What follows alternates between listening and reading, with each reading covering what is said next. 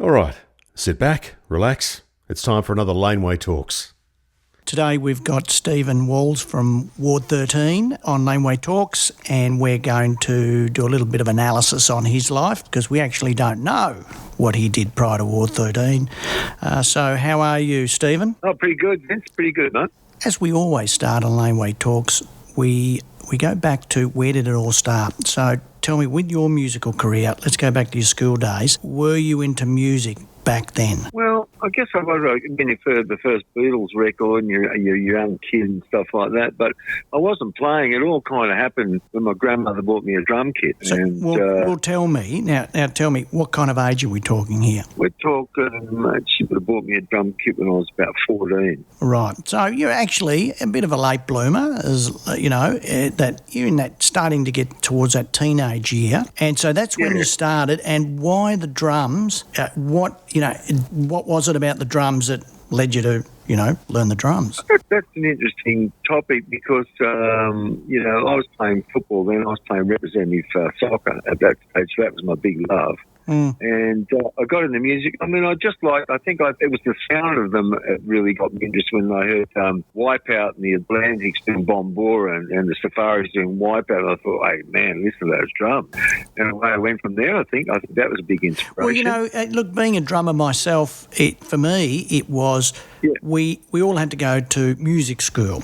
My brothers, they must have picked the guitar, so I thought, well, that's it, I'll just take the drums up, second choice. Yeah. But, I never looked back and loved it ever since. And that's how I did. Otherwise, I probably would have played the guitar. So tell me, you get your drum kit, you're at school. What do? Do you form a band at school or do you just practice? You start practicing, learning how to play the drums to your mother's and father's dismay in their kitchen when they go out on Friday nights playing to the radio and trying to figure out what hand does what and trying to learn your first song, which was my first song I learned on the drums, which was on two toms, actually. It was Wipeout by the Safaris. Yeah. It's going back a bit too far for me, Steve. I'm not sure who the Safaris were. Well, how about the Atlantics? Oh, the Atlantics.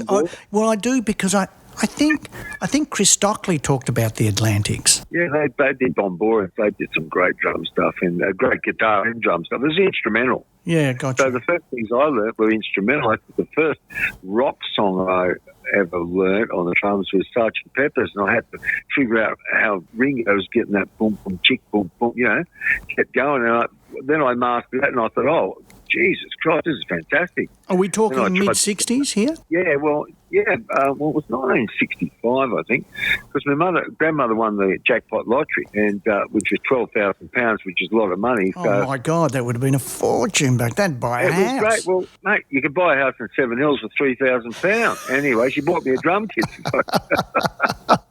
I love it. Must have been a deluxe gold-plated drum kit. Oh, mate, we went from rags to riches. So you're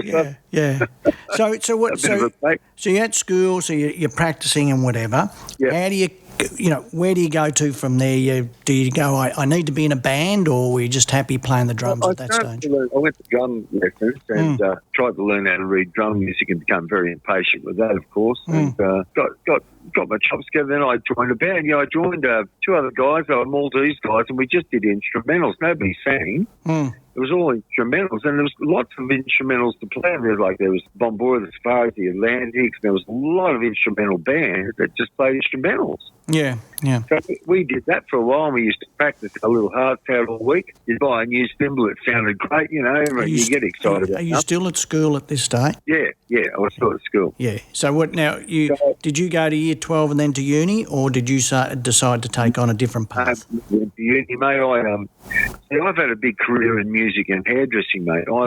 So you went on to hairdressing, yeah? Well, I got an apprenticeship when I was 16. Oh, wow. In Double Bay with one of the best hairdressing salons in Australia. And I kind of kicked on from there. And it's always been music and hairdressing. I've had 14 hairdressing salons. I've run some pretty big shows. Yeah. But there's always been music as well. Hairy music. Can I crack a joke there? Is that why all your hair was perfect for the whole band in Ward 13, was it? Did you do the hairstyling? not only Ward 13, he nearly called me a celebrity hairdresser because I ran the Seaboard Townhouse hairdressing salon. Oh, right. I did everybody's hair. I had a big clientele: Stevie Nicks, Chris Amphlett, I was the hairdresser, George Michaels. I looked after all those. Does that mean you walked around with a blow dryer in your belt? No, it wasn't as bad as that. But they did all. I ended up doing a lot of work on clips with them. Yeah. And I was actually in Ward 13 then. I remember when I went through my apprenticeship, I was out of there. Well, had you formed a band from that? What were you doing at school to, doing your apprenticeship and to Ward 13? Was there a band in between there that you took seriously and, we're going, right, this is the money? It was a band. It was a band called Bitter Weed. Yeah. Bitter Reed. Bitter Weed. Yeah. Okay. And we were just a little band, and we were doing covers like Cream and Zeppelin and all those bands. Yeah. And I remember Chris Turner came over from England, and he came for an audition in the band. Oh, I've known Chris Turner for like 40, 50 years, really. Yeah, absolutely. And, he ended up, he got the audition, and we did covers and stuff like that. But we got a really big gig at Maryland's Town Hall Dance, and now we thought that was a big deal.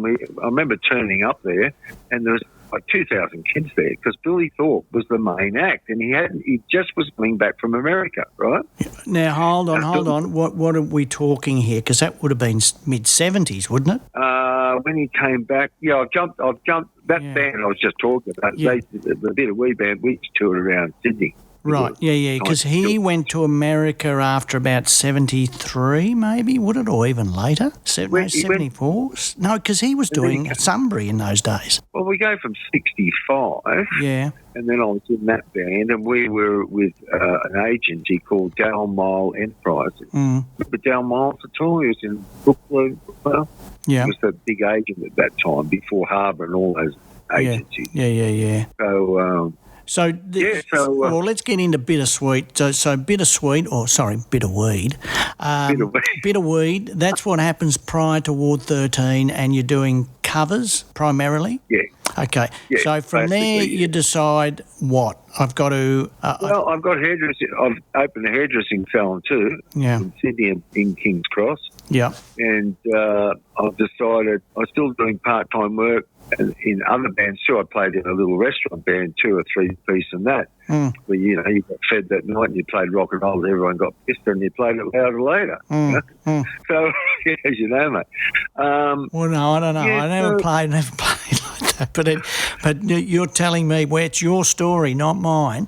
So it was a bit of it was always playing music and jamming, but always working in or owning 1 or 2 hairdressing salons at the same time. Yeah. So I mean, was the dilemma for you, Steve? Was the dilemma, am I going to pursue hairdressing and, and have a string of hairdressing salons, or were you going to pursue music? Because obviously you've loved music your whole life, so it would have been a big decision how you're going to balance it. Well, I'll tell you when the crossover happened, and there's a lot of other little things in between, but it's just incidental. So I was played in a cover band, but where the crossover really happening, I had 2 hairdressing salons in Parramatta, Hollywood and Friends, and I ran into John Arthur's, Irish John, as he's known. Yes. And then I ran into Lee Johnson, who was the founding member of Rose Tattoo. Oh, okay. And they were putting a band together, and I went over there for an audition. Yeah. Right? Yeah. And I got really hooked on it because Lee was writing original songs, and I thought, shit, I really want to write original songs. And they said, well, look, I'll show you how to write songs. So I started playing guitar there as well. Wow.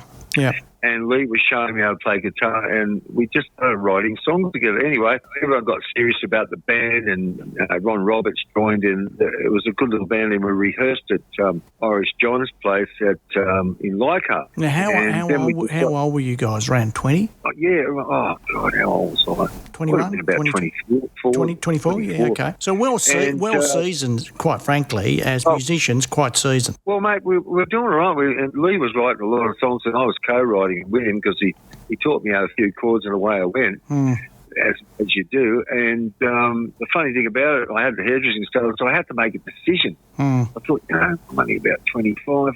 Why don't I just... And they wanted to go professional, and we had an audition with Harbour Agencies. Yeah. they said they'd take us on so that we could work 4 nights a week. Who would have that been? Sam Riggy? Yes, Sam. Oh, that's the name, isn't it? Eh?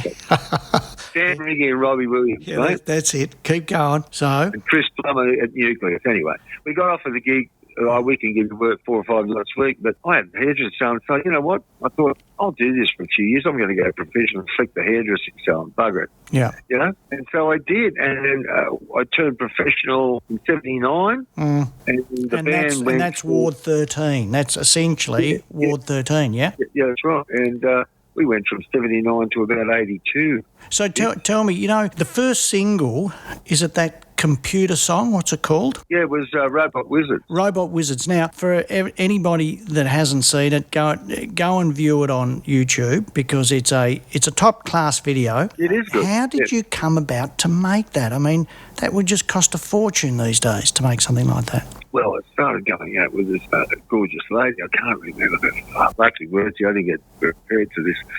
There's this woman, she wanted to, what was her name? Right, I've lost it from me. Anyway, there's this person that wanted to make a video to show other people her work. And we met her in a bar one night, and she said, well, what are you guys doing? I said, well, we're just about to go to the music farm with Ian Davies from Double J. They've offered us a deal that they'll take us up to the music farm and record our first EP, which was Robot Wizards and a few other songs on it. It was a 5-track EP. Yeah. And she said, oh, well, I want to do a video. And she said, I'll build a set and you give me the songs. So she put it all together. Wow. And it did cost her a fair bit, but she was going to use it as a part of her portfolio.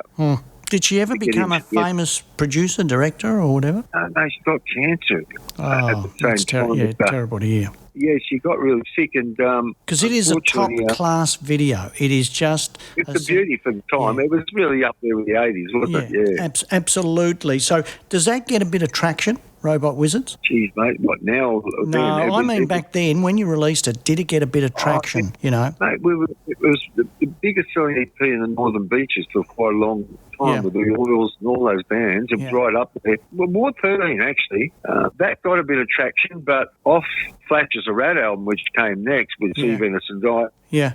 That went top 20 in Sydney and could have cracked it. 2SM picked it up and they thrashed it. And through those couple of band. Well, with so you're on to the second album. So, you know, we've rushed through the first, but you got the first album that's out. You're rushing into the second. But were you guys ever thinking about going overseas? And, you know, you really, interestingly enough, from my perspective, I think you were right in between. You could have been a type of Moon Martin from America. I don't know if you ever remember Moon Martin, but Moon Martin had a couple of hits and he was in that kind of flavour. Or you could have actually been in the UK because of the nouveau, you know, type of style that you had, that love nouveau style. And you could have actually hit that too. So it would have been a big decision. But did you think about going overseas? Well, we got often see that kind of goes into the second, the album Flashes Out with a Gold Tooth. We did that.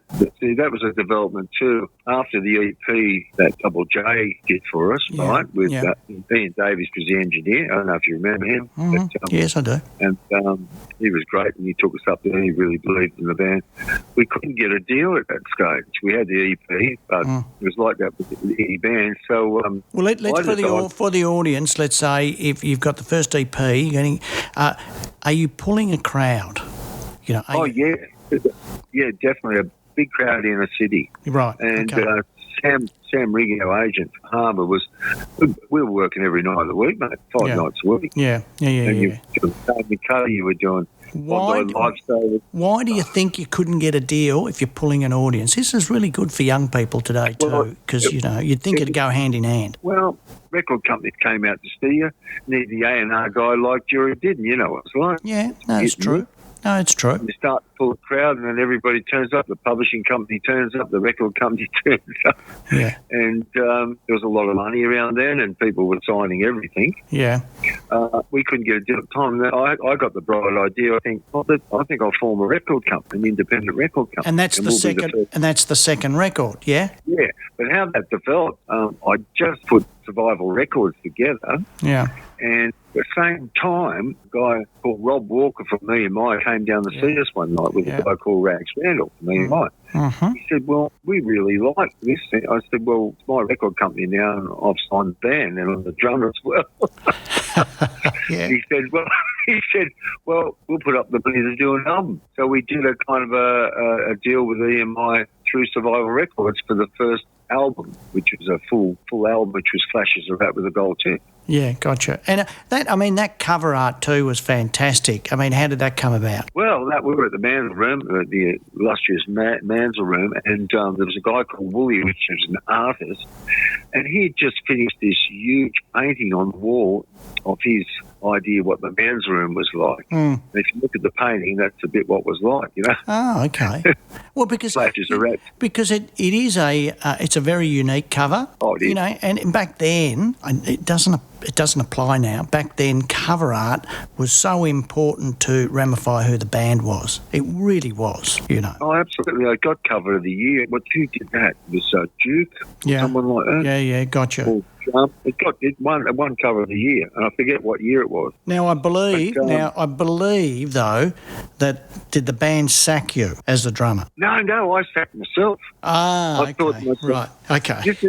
It's an interesting career over 3 years. See, at the record company, I was writing songs for Lee, and I wanted to give the band a full scope. Now, at that stage, with Flashes of Rat, I think we rose musically to a better musicianship. Yeah. So I still like first EP because it was rough and raw.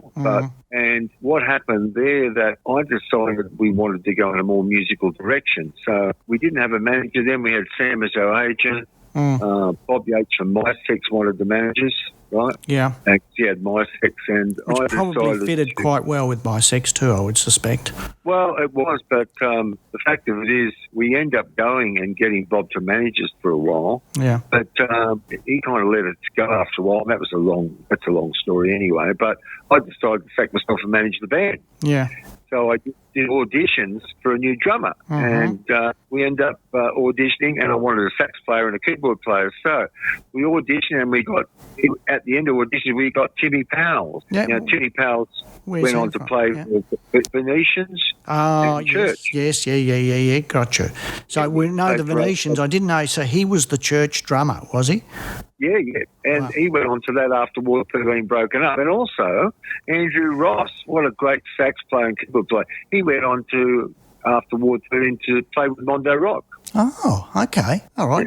So some real names there. And look, I mean, with most bands of that era, it always spied out to other bands because, as you said, it was such a vibrant industry. You're working 5 days a week. And if the band is to fold, it's pretty easy to slot into another band because there's so much work going on. I mean, of course, it's not as easy these days. So, and that happens so often that, you go, so where did the members go? And you just start rattling off all the names of the bands of the time, Oh, absolutely, absolutely. And there's some real names there. I mean, there's no doubt about it. The band basically keeps you do the second album. Was there a third album recording, or did it just... Yes, there was, and this is where I brought the new members in to do this, because I wanted to be a bit more musical. And, I was a pretty good drummer, but I thought if I could manage the band, I'll get a better drummer than me, and I'll really be able to oversee this whole project, because I thought War 13 had a real shot. Yeah. Because with Flashes of Rat, Rupert Perry came over here from Capitol Records. Yeah. And we missed a great opportunity, and he wanted to release the album in America. Who made what's the single Rupert in front of that? Yeah, but what's the video in front of the house that you did? What was the second video or the third video? Do you remember that? We did one in a warehouse upstairs. Yeah. Guy, and we did... you keep tell me. So he came over from Capitol Records. I'm going to look this up while you're telling us that story. Yeah, Rupert Perry, and he wanted to release the album in America. Now, my silly partner, Alex Geshos, but I hope he's not listening to me, he's a great guy. He said, well, let's get an advance off him. I said, let's just let him have the record. Even if it's unsuccessful, we'll sell 400,000. I said, no, we need an advance. By that time, he'd had enough of us, trying to negotiate a deal, and he said, I'm going back to America. So we missed a great opportunity to have the album released in America. Not that I thought The Clash's Rap was a great album. It had some great moments. Yeah. And it had a couple of really good singles on it. You know? I think you downplay yourself, Steve, because all records have got their own themes and these quality band, quality recordings, and some of the songs written there, because, you pull 1 out of every 10 is a hit type thing. And so I think you had as much chance as anybody to go overseas. I mean, and the song I was talking about was Drift Away. Now, there's another kind of big video. Oh, mate, that was great. And, that was with the new band I put together. See, hear that sax player? That was Andrew Ross. The drummer was Tim Powles. We arranged it. It was really quite musical. It was a bit Roxy music in some way. It had that type of vibe. Yeah, I'd say Roxy music, or there was a few other bands of that era there, and the names escape me. It was that Love Nouveau age type thing, and you fitted in really well. And no, you could have made it overseas like any other band. I mean, it's just luck of the draw on the day. What happened with that one, Vince, is all sad story. At that stage, we got a new deal with Polygram, right? Yeah. And we had recorded that album down in Paradise Studios town, right? And what happened? Hold on. Before we go any further, who owns Paradise Studios? Bad Habits. What was his name? That's the man. Bad Habits. He's escaped me too. But me too. Mr. Bad Habits, owns it. Yeah, he owns it. Anyway, we did the album down there, and in that day there was something going on with radio. They weren't releasing new singles that record companies were giving them, and also the A&R, they changed A&R guys, which it's like that's the death. They didn't like the album. Yeah. So tell me, have we got this album? Because we don't have it. Because we've only got too much talk. Well, too much talk. Yeah, too much talk. Oh, we do have that out, do we? Yeah, sure. All right, I'm looking that up, everybody, now as we speak. Too much talk. Ward 13. There's that great cover from the second record. Yeah, we do have Too Much Talk. Yep, absolutely. That's a good album. That's got some great tracks. So that was Polygram then, yeah? Yep. Right. So what happens? A new A&R. I hear this story all the time. New A&R guy, and that's it. You're dropped. You're gone. Right. Well, what he did, he said, "There's your master. Let's go and get another deal. We'll just take a % rider, will you?" You got to love it. You put in all that hard work, and it's the insulting part of going, but hold on, we've just been working up towards this for 12 months of hard work, and there's a whole band involved. And there's a new sound at the moment, so we don't want to pursue it. That's exactly. Look, you're telling. That's the story of Hens, absolutely. So that's it for Ward 13 at Talk Too Much. You go, right, that's it, or you play on for another year or so? Played on a little bit because it was funny at that time. I had a couple of other things happening. Was actually reopening Checkers nightclub with my other partner in Survival Records and a licensee, Ken, what's his name? Ken Samuels, who owned the pub down the Circular Quay. We decided to reopen Checkers. Checkers. Yeah, okay. And it was great. It was great, and we got the lease off the Wongs, but that's a whole other story, mate. We won't go there. Anyway, I'm sure we don't want to go there. Yeah, go on. We had a very successful club for over a year there, and the band got to play there as well because the opening night of Checkers was the Angels, Flowers and Ward 13. Oh, wow. And that is a big gig at that time, yeah? Mate, you should have been there. I joined Mushroom in 1984, so we'd be talking 87, 88 when you did that? No, this was 1980. 1980. That's before. Yeah, I'm still at school at that stage. It was in the middle of the band, touring and playing gigs, and the record companies, and we had the album out, and bands were playing all over us. We were going down to Melbourne, going to all the countries with different bands. So we had the great opportunity through Sam Riggy. We toured with some of the best bands in the world. We played with Police, toured Boomtown Rats, Ramones. I mean, it was just fantastic. I mean, and when you name those kind of bands, it is fantastic. It'd be a real buzz at the time. time, and, you know, you'd just be living and breathing it when you're doing that kind of stuff, right? Mate, we're always hopeful that we're going to have the big single that's going to do the break. And you see, I remember when we were recording Flash as a Rat, it was in 301, and I went next door and church were doing doom, doom, doom, doom, doom, doom. I walked in, I said, isn't that Beatles song? I go, do you think I'm going to be sad? And I said, Nick, off, this is our new single, which is Unguarded Moment. Right? Oh, yeah, they were right next door doing Flash Rat when they were doing it there. And I'm surprised nobody picked up on that. Was Continental Robert and Dynamic Hypnotics all around this time too? Yes, it was, and wasn't that a great band? Oh, absolutely. Once again, I loved it. Once again, very, very Sydney and so professional, and the music was just sensational. They were great, mate. I'd see them at the bands room anytime I could. One of the best bands.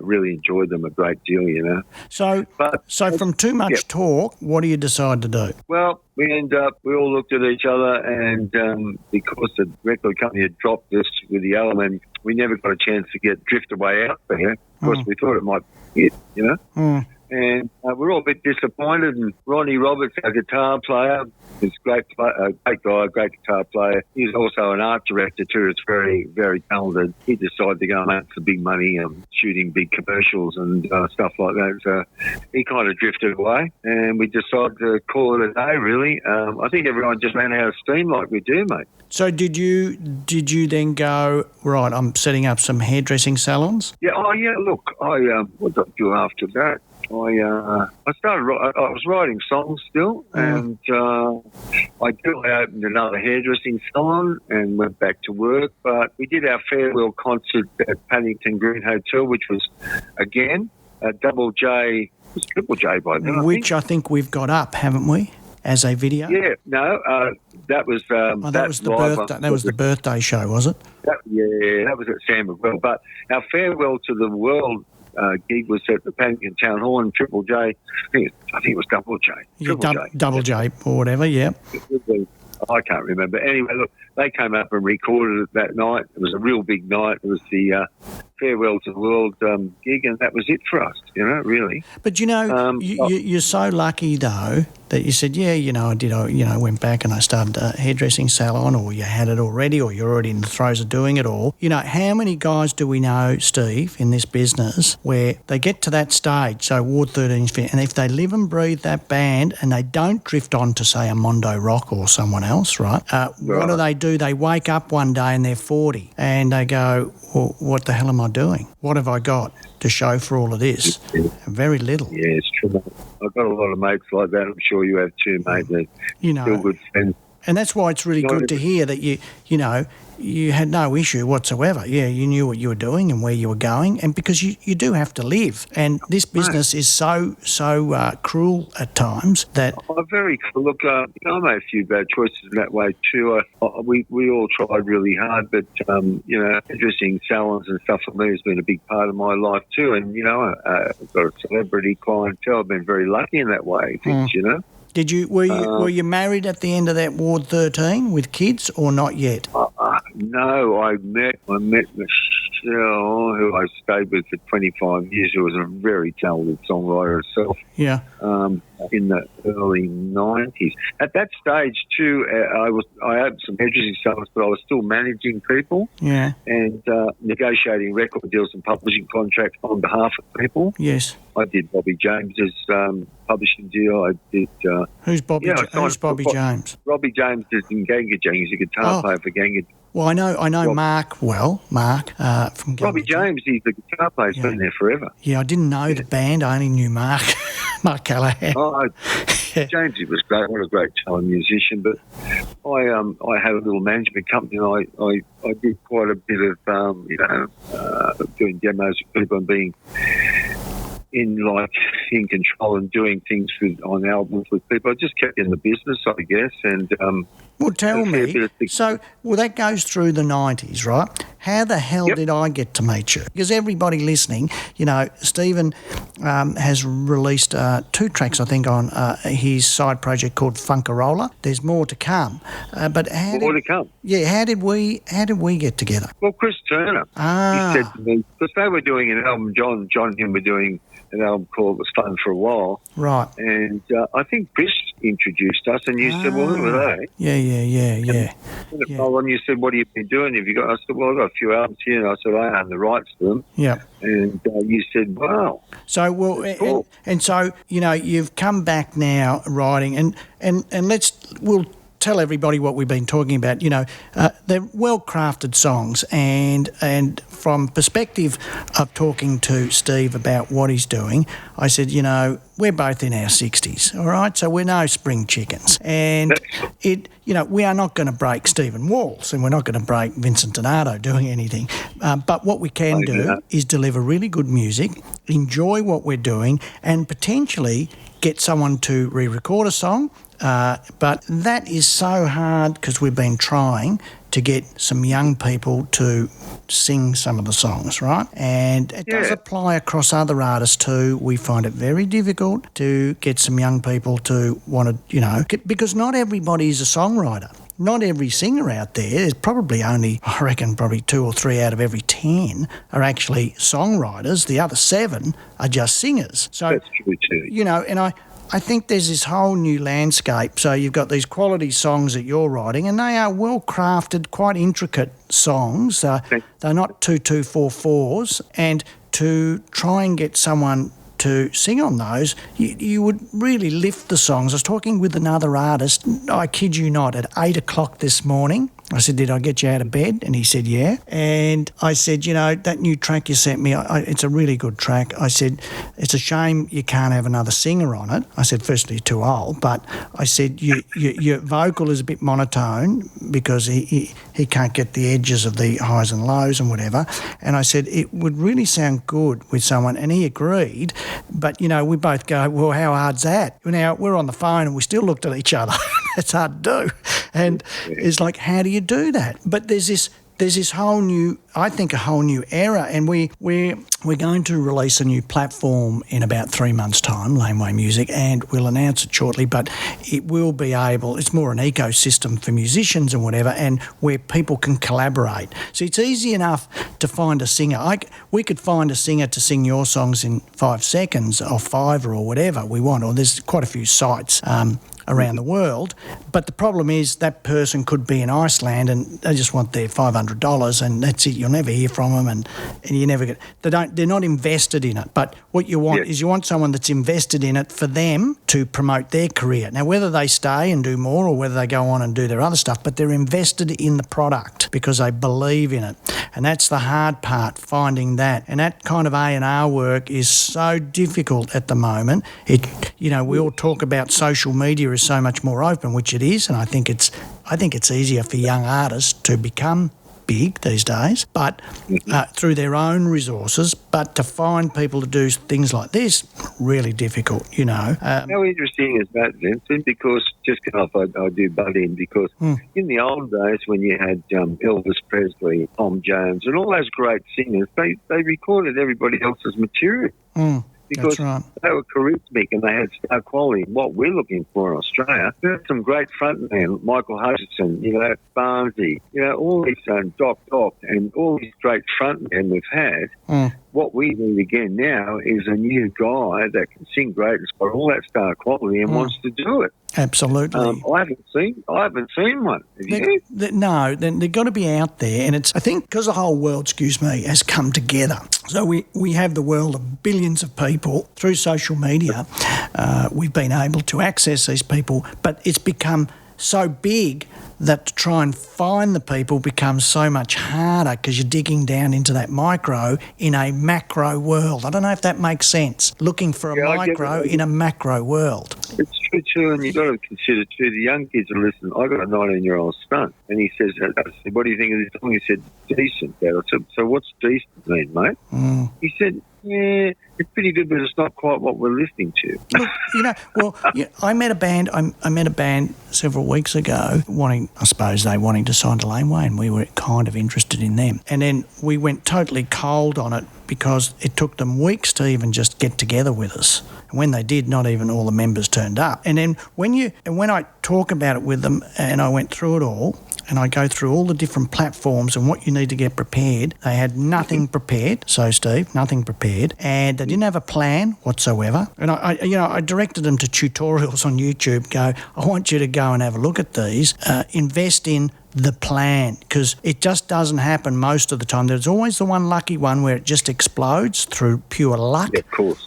But most of it is a planned process. I won't mention who the artists are, but one particular set of artists, more in the hip-hop world, and they had a plan 12 months ago. They're not on Laneway, and what we do is now we release records every month or every 6 weeks. You release a new release because you're staying in front of people. If you're doing your social media and you've invested in that social media, so it's not half-hearted, you're invested every day. I want a couple of transactions every day across your social media, if not more. Yep. They did it, and they started with like 260 followers. They've now got about 250,000 followers, and they're getting about 1.2 million streams per month. Now, how cool. It all comes down to they had a plan. They stuck to the plan like glue, absolutely like glue, and you deliver and you get on that social media, and there's a lot of social media platforms. It's going crazy, Steve. Yes. Well, look, you may be, can I postpone in there again? Yeah. You've actually been a great education being signed to you guys, and thank you for that.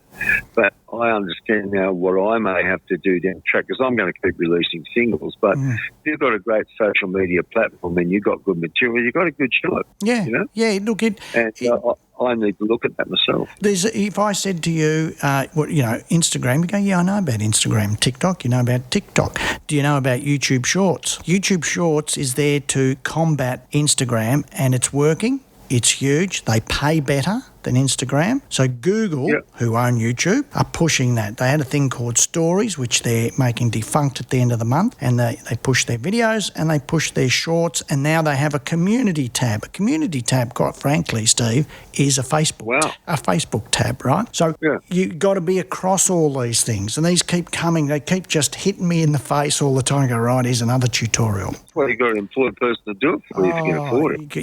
You got to, a lot of people employ people around the world, so you have people doing it all the time. It's just constant. But as a young band, you've got to get across these things first yourself. And a couple of acts where we can mention who made it, not being signed to a major, and have stuck to being independent and were very successful. Was a band from many years ago called San Cisco, who I met a few times at the studio, and were just fantastic and made it all themselves, and were doing a couple of forum shows down here, which is, 1,500, 1,800 or whatever, capacities. They do back-to-backs in there. Then you've got King Gizzard now and Lizard Wizard. Now, those guys are just huge, and they're doing it all themselves. They all do it themselves. And then you've got Kingswood, who's another local band who've done it all themselves and do not sign with majors. And because once you do sign with majors, we look into this a lot, and people have signed for perpetuity with majors. Why would you ever sign your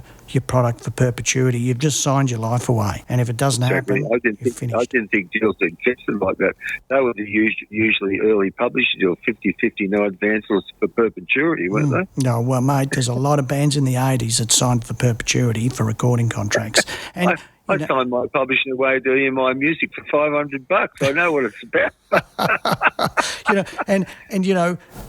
Anyway, we could talk about publishing. It's a whole nother story. But there is so much that you can do these days. But then I get back to a lot of our artists who are, hitting their twilight years, and They're putting music out at a rate of knots, and it's really good music in its genre. Okay, we might not be hitting 20-year-olds because they have their particular genre of music. It's amazing how many young people...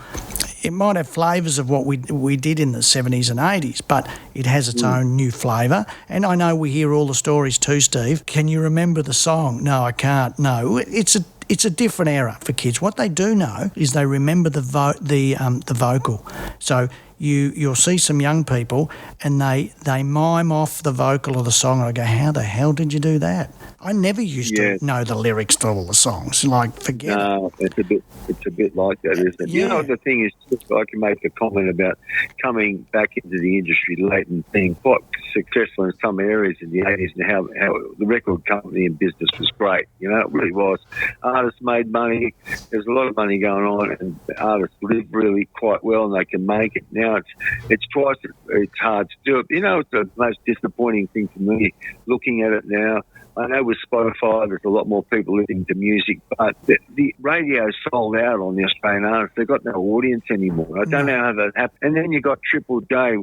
If you're over 21, they won't play your material. It's really, really ridiculous. It is. Radio land is a completely different landscape now. And they used to be supportive of Australian acts, and really it was a great scene. Well, I think what you have to realise and come to grips with, we've got to come to grips with, physical is an unenvironmental product. We don't want it. CDs, they're dead. Yep. Vinyl's just about dead. I don't want to hear the vinyl revival, because when you look at it from a dollar perspective, there's no revival on a dollar perspective. Again, unenvironmental products that have to be, they get thrown away. Yep. So if we come to what's happening now with radio, people are, because of the digital world and music on demand and wanting it right now and what you want right now, there's no reason to listen to the radio. So when I go in the car, plug in my phone, I've got my Spotify or my Apple. So why do I need radio? What does radio deliver for us? So there's no reason for them to break new music. What they do is play what's been a hit in America, as it always has been the case, or they play nostalgic music or whatever. And Triple J represent less than 3% or even less than that, They're insignificant, and they used to be up around that 8.5% or whatever. So they're not significant. And as you said, if you're over 30, you said 21, if you're over 30, you can forget about Triple J. They don't even want to know you. So radio are not invested in breaking any new music. They're invested in promoting OMO or UE Insurance or AAMI, and that goes with your middle-of-the-road music, which we've all heard, whether it be Cold Chisel, Fleetwood Mac or whatever, or Beyonce on Novas and all that kind of stuff. There's no reason for them to break it, and there's no money in it for them to break that music. Now they've become just what they are, nostalgic radio stations. Absolutely. Vincent, can I ask you a question, and maybe people out there listening to this podcast? How come Spotify got away? Because I've come back into the business again with this small amount of money that goes to the artist. Why couldn't it have been 20 cents a download? And everyone would have been happy. The artist would have been able to make a living. Everybody would have went, how did that unconscionable deal get through? Well, I think at the time, I remember very clearly I'd moved from Mushroom to Shock Records, and we were going through the transition to the digital world, and everybody used to say to me all the time, well, what are you thinking about your future? Like, you got no job left. I used to laugh because I thought, well, music doesn't die. People create music. Just because you're not selling physical, I'd already seen the digital, and I was even thinking about starting an online radio station. Unfortunately, I then left again to join Michael. Anyway, I think that as time moves on, platforms change, but nothing changes. So your platforms change, but nothing changes. So the creative part of the business is there. Stephen Walls is still writing music. And how are you going to get out? Well, it's the digital platforms are there to deliver it. There's social media. It's just whether there's lazy people and there's the ones that want it with that killer instinct. I call it the killer instinct. And the lazy ones just go, I'm signing with Sony, and you got no idea that if the single bombs, that's it, you're finished and out the door. Or you're going to do the real hard work and develop a career that doesn't rely on them. You may sign with a major, but you do it on your terms. Now, if you look at Taylor Swift, she signed, I think, for perpetuity in the early days, and then went and re-recorded her, I think it was her first 3 albums. It was either the first 2 or the first 3. And she re-recorded them. I'd like to tell a lot of bands, go ahead and do that. Re-record them, and then you've got them anyway, because, and they probably sound a lot better too. To me, radio's got no investment in anything. Online is just fantastic because it gives you the avenue to actually promote yourself if you want to do it. And the future is as bright as it's ever been for music because you got more and more people. I go back to your question, how did Spotify get to, say, paying 0.0002%? Well, there was greed, and there was desperation on behalf of the majors who did the deals because they had no avenues. Wouldn't you have thought, Steve, if you're a major, those 4 majors or the 5 at that time would have got together, we'll put a platform together and we'll do it ourselves and we'll promote. But no, they didn't have that intelligence because they're living a lifestyle off the backs of people like you. And then you got this young upstart and Spotify comes along, and he was just there at the right time, at the right place, just as a musician is, and it happened. But how did APRA let that go through? It's an unconscionable deal for us. Well, hold on. Who controls APRA? APRA doesn't really control APRA, do they? Yeah, come on. Come on. Who controls all of that? It's like the ARIA. Who controls ARIA? Well, the Australian record industry, which is the majors, right? So remember, if you go to the APRA Amcos building in Sydney, mate, just be stunned. Stand across the street and go, holy hell, I wouldn't mind working there myself. You're working in the Taj Mahal, right? Mate, who's paying for that, Steve? Who is paying for that? Well, the artist is. It's the same when I used to go into Universal and see George, and I used to say every time to him, mate, who built this foyer? It's the Taj Mahal of foyers. He goes, that's before my time, nothing to do with me, right? Yeah. Just that the artist paid for it. But, they work because, music's a drug, so artists are going to keep writing music whether they're living in the gutter or in their car, mate. That's just, but I must say, a little bit more of the artists have made it very difficult for artists to actually make a living, where you can make a living in the 80s. You could from the live circuit, from albums, well, it was only the few, because now the downside, downside, mate, from the 80s, Steve, was how much did it cost to record an album, mate? We used to spend $300,000 quite regularly recording an album. Well, you know how many records you got to sell to recoup $300,000? Yeah, I know. But look, you got your publishing advances too on top of that, which were only payable back against interest-only loans. They were the best things in let alone, the deals all had 50-50 on the videos. So it was 50% the record company, 50% was recoupable. Whoever bought that in? I mean, seriously, because those videos cost $50,000 back then. That's $500,000 today. I know. How are we ever going to pay that back? So he was there at the right time. And Apple, I say to you then, Apple were the biggest thing since sliced bread, iTunes. Yep.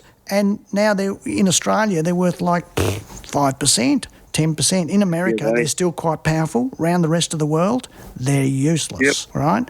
How does that happen? Well, it's the greed factor in this world all up is always an amazement to watch. We just can't seem to help ourselves, can we, eh? I agree with you. We just do the greedy thing. I agree with you. And the love of music is, you only probably get to it when you get to your age or my age, because we can actually afford to. But, and you go, well, I just like doing it, whether it's a hit or not. I'm going to record this, but very difficult when you're young. Anyway, there's plenty there. But look, what I want to say to everybody is there's more to come from Steve. There's a couple of songs which are in the making right now, and and there's more after that. Steve has told me he just keeps oozing out new songs. Well, mate, and it's been great. I've had the opportunity. I must put a little dig in for Elliot Reynolds, who I've been working with, and Gillian at their studio in Hazelbrook. It's been great. Hook up with Elliot. He's really helped me with songwriting and playing on. He's a great guy and a really talented guy. Yeah. And I've had the opportunity to have some of the best musicians in Australia come up and record on this forthcoming album, for what it's worth, Yeah. So it's been a joy, and it's getting better. So that's been real lucky. Oh, fantastic. Well, we're looking forward to it, Steve. It's been fantastic talking to you. I mean, we look forward to a lot more music from Stephen, and hopefully some with another singer on there too. And we might find that. Yeah. We might find that artist. Australia really needs that type of guy artist, I think, to really shine up. I mean, we haven't had anything. I haven't seen a Michael Hutchison or a bloody Barnesy or a Doc Neeson. I saw a picture of In Excess the other day, in their heyday. Yeah, and Michael Hutchinson, I thought, look at him, he looks terrific. It was what he was wearing. The whole thing was, this guy's a star. Mate, the band don't dress up enough either. They don't entertain anymore. They think they can just get out there with their rubbishy T-shirt.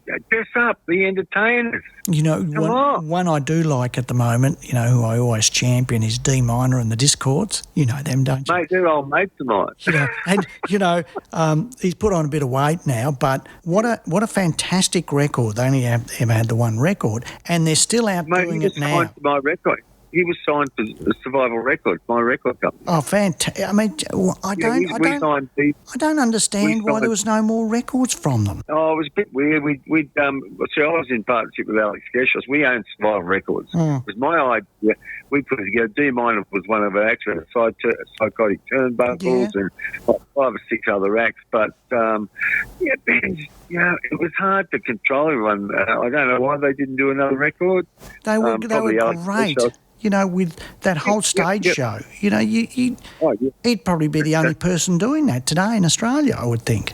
Fantastic, mate. Fantastic. So they're playing. It should be shortly. Yeah, they are. They are at the end of the month. So everybody, I want you to go out. What you're looking for is Ward 13. There is Flash as a Rat, Too Much Talk, and the original EP, Robot Wizards. The videos are up on our video channel also. There's about 5 or 6 videos there. There's a live show there also. And then that's followed by Steve's new side project called Funkarola. And there is 2 songs, I think, up already, and there's more songs to come. We wish you the best, and we'll be talking soon, Steve. Yeah, thanks very much, Vince, for your support. It's my pleasure. Talk to you soon, Steve. Talk, mate. Bye. Bye-bye.